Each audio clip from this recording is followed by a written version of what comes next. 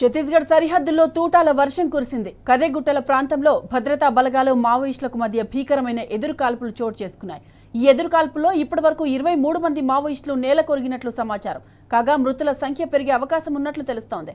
ఘటనా స్థలం నుంచి భారీగా ఆయుధాలు, పేలుడు పదార్థాలను పోలీసులు స్వాధీనం చేసుకున్నారు.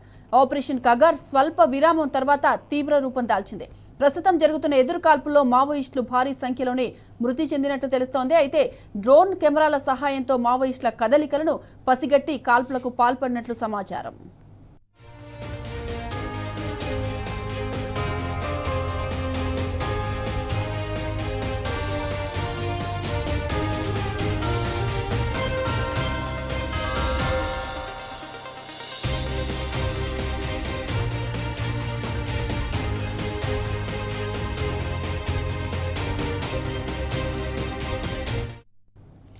రైట్, ఆపరేషన్ కగార్లో భాగంగా ఛత్తీస్గఢ్లో కర్రెగుట్ట సమీపంలో ఎన్కౌంటర్కు సంబంధించిన పూర్తి డీటెయిల్స్ మా ప్రతినిధి సాంబాని అడిగి తెలుసుకుందాం. సాంబా, చెప్పండి, ప్రస్తుతం అక్కడ సిచ్యువేషన్ ఎలా ఉంది? సాయి మాధవి, ఆపరేషన్ ఖగార్లో భాగంగా కర్రెగుట్టలను ముట్టడించినటువంటి భద్రతా బలగాలు 16 రోజుల తర్వాత ఒక సక్సెస్ఫుల్ ఎన్కౌంటర్ ను కొనసాగించినట్టుగా బస్తర్ ఐజీ ప్రకటన జారీ చేశారు.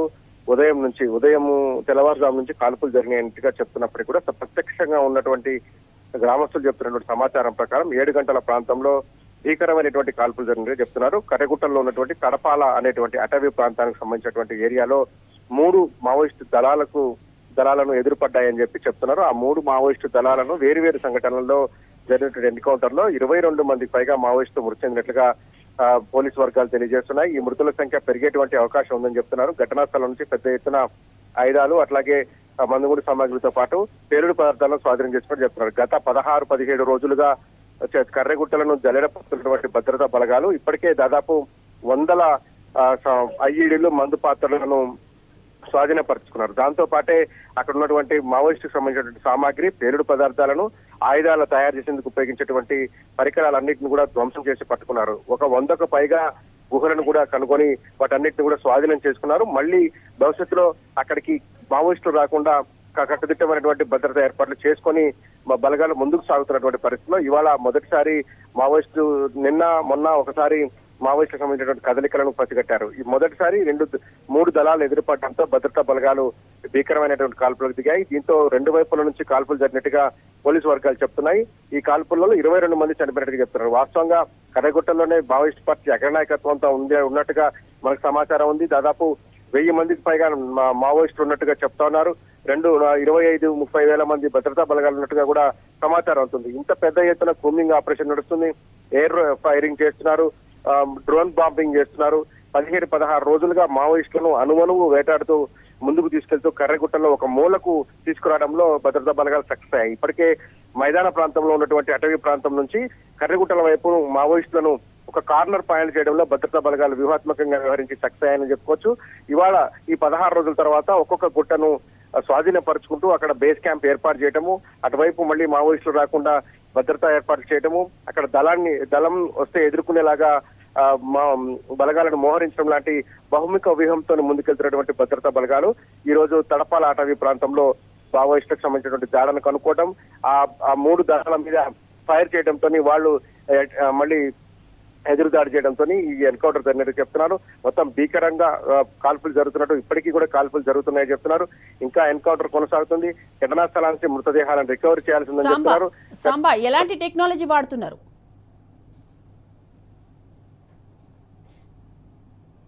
అందరినీ సరౌండ్ చేసి వాళ్ళకు ఉన్నటువంటి ప్రధానమైనటువంటి అస్త్రశస్త్రాలన్నింటినీ కూడా భద్రతా బలగాలు నిర్వీర్యం కానీ భద్రతా బలగాలు మాత్రం హెలికాప్టర్లు, డ్రోన్ల సహాయం తీసుకుంటున్నారు.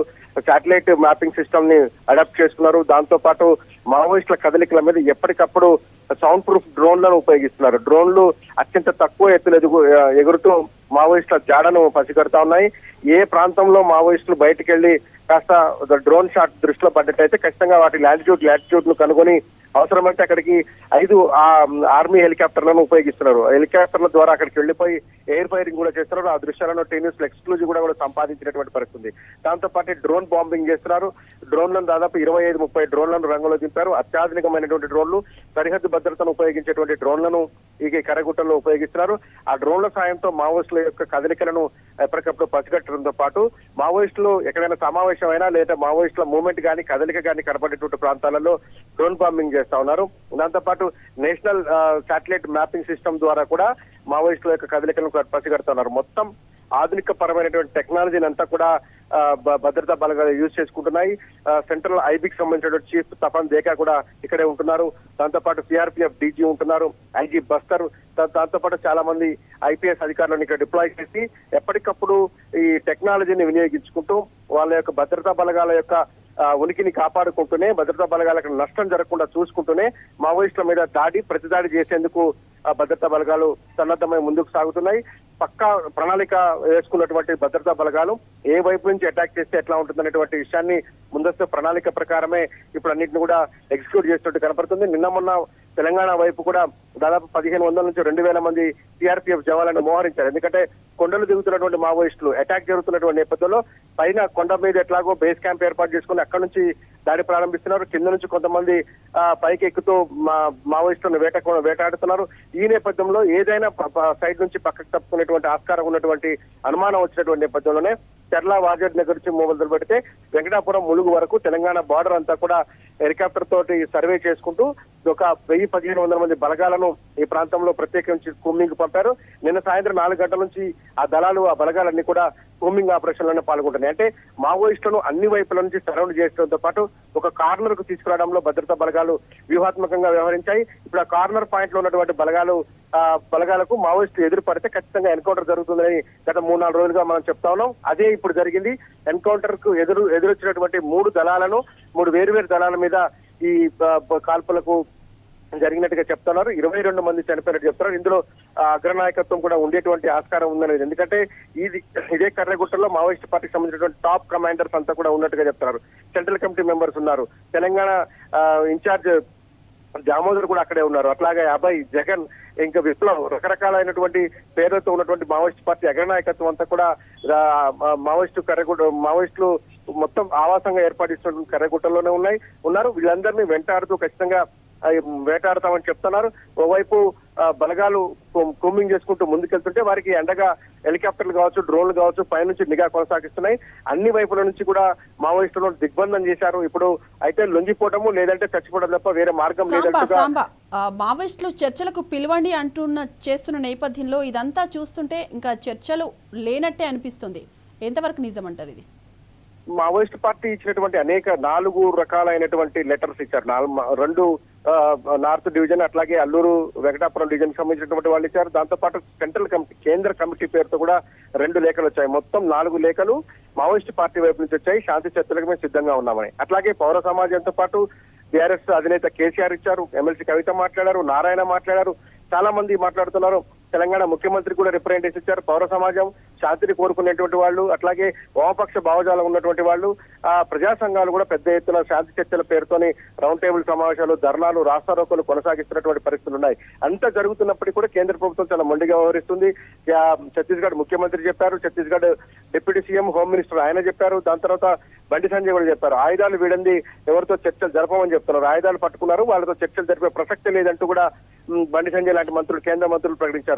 అప్పుడు బస్తర్ ఐజీ కూడా చెప్తున్నారు, నిన్న ఒక ప్రకటన జారీ చేశారు. ఆ ప్రకటనలో కూడా చెప్తున్నారు, మావోయిస్టులతో యుద్ధం చేస్తాం, ఖచ్చితంగా వాళ్ళకు లొంగిపోవడం తప్ప మరొక మార్గం లేదు. ఆయుధాలు వీడి పోలీసుల దగ్గరకు వచ్చి లొంగిపోతే ప్రభుత్వం ఇచ్చేటువంటి సంక్షేమ పథకాలు వాళ్ళకి అందేలాగా చూస్తాం తప్ప చర్చల ప్రసక్తే ఉత్పన్నం కాదంటూ ఇటు పోలీసు అధికారులు, భద్రతా బలగాలను లీడ్ చేసినటువంటి అధికారులతో పాటు ఛత్తీస్గఢ్ ప్రభుత్వం కూడా చెప్తుంది. కేంద్ర ప్రభుత్వంలో భాగస్వామిగా ఉన్నటువంటి కేంద్ర మంత్రి, హోంశాఖ సహాయ మంత్రి బండి సంజయ్ లాంటి వాళ్ళు కూడా నేరుగా ప్రకటన జారీ చేస్తున్నారు. మావోయిస్టులతో చర్చలు ఉండవు, మావోయిస్టులతో చర్చలు జరగాలంటే వాళ్ళు ఆయుధం వీడాలంటున్నారు. ఆయుధం వీడితే మేము చర్చలు జరుపుతా ఉంటూ కేంద్ర ప్రభుత్వం ఇప్పటివరకు ఎలాంటి హామీ ఇవ్వలేదు. కానీ మావోయిస్టులు చెప్తున్నారు, శాంతి చర్చలకు అనువైన వాతావరణాన్ని క్రియేట్ చేసి కాల్పుల విరమణ పాటించితే గనక బలగాలను వెనక్కి పిలిస్తే తాము శాంతి చర్చలకు సిద్ధంగా ఉన్నామంటూ మావోయిస్టు పార్టీ పదే విజ్ఞప్తి చేస్తుంది. పౌర సమాజం విజ్ఞప్తి చేస్తుంది, రాజకీయ పార్టీలు విజ్ఞప్తి చేస్తున్నాయి. ఎంతమంది విజ్ఞప్తి చేసినా కేంద్ర ప్రభుత్వం మాత్రం ఖచ్చితంగా గతంలో ప్రకటించినటువంటి తేదీ ఏదైతే ఉందో 2026 మార్చి 31 నాటికి మావోయిస్టు పార్టీని అంతం చేస్తామని ఏదైతే పంతం పట్టారో కేంద్ర హోంమంత్రి అమిత్ షా ఏదైతే ప్రకటన జారీ చేశారో అందుకు అనుగుణంగానే అడుగులు పడుతున్నాయి తప్ప ఎక్కడ కూడా శాంతి చర్చల పట్ల సానుకూల వాతావరణాన్ని కేంద్ర ప్రభుత్వం కానీ ఛత్తీస్గఢ్ రాష్ట్ర ప్రభుత్వం కానీ భద్రతా బలగాలు కానీ ప్రకటన జారీ చేయడం లేదు. కానీ ఒకవైపు నుంచి జరుగుతున్నటువంటి ప్రయత్నం అయితే గట్టిగా జరుగుతుంది. మావోయిస్టు పార్టీకి సంబంధించినటువంటి వాళ్ళు ప్రయత్నం చేస్తున్నారు. గతంలో ఉన్నటువంటి వాళ్ళంతా ప్రయత్నాలు జరుగుతున్నప్పుడు కూడా ఎక్కడ కూడా శాంతి చర్చలకు సంబంధించినటువంటి ప్రక్రియ ముందుకు పోతున్నట్టు కనిపించట్లేదు. Sai Madhavi. Right Samba, thanks for the updates.